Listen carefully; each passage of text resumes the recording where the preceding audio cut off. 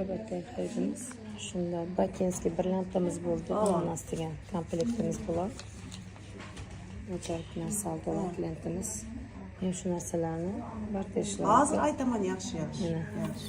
Qizil oltinlarni bilan shishirilgan rutilani bular modus o'tdi deb almashtiriladir. Nasib etsin, to'ylarga ham klientimiz yuzimizni ko'rsatishni xohlamadi. Omad izlab bersin. Rahmat. Assalomu alaykum.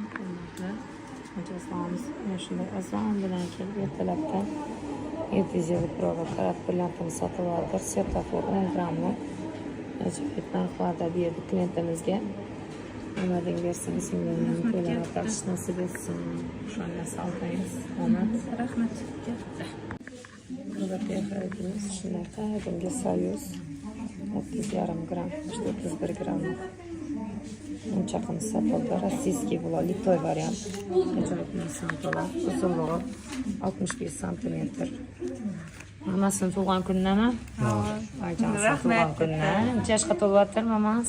61. 61 yosh oldingizda omon bo'lsin jannatlaringiz. Shular. Sizlar sayozda yurursin, hamisha ondan ham zo'rlanib kelgaysizlar. Omad. Franskiy sizlar ham ishlaringizga rivoj. Sog' bo'linglar. Tabriklab qo'yinglar. Assalomu alaykum. Yine Urganchdan kelgan ikki mijozimiz var. Brasletdan berdik, gurmetdan. Akka yoqdimi gurmetlarimiz? Nasib etsin.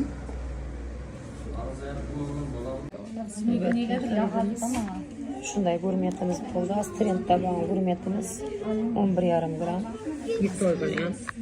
Mana shu o'zlarimizdan oldi. Klient. Nuksli klientimiz. Omad, singlim to'ylarga. Rahmat, sog' bo'ling. Nuksdan kelib oladi. Cheldan berish klient. Narsalar ishonchli.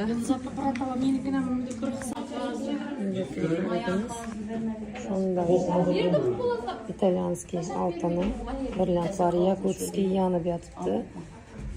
Akamiz, bo'lajaq kelinni oldingizmi? Ha, kelinni oldim. Rahmat Yulduz. Omad ishlaringa. O'sha qarisin xudo xizmatlari bersin yana. So'l narsa oldilar. Rahmat, omad. Yulduz.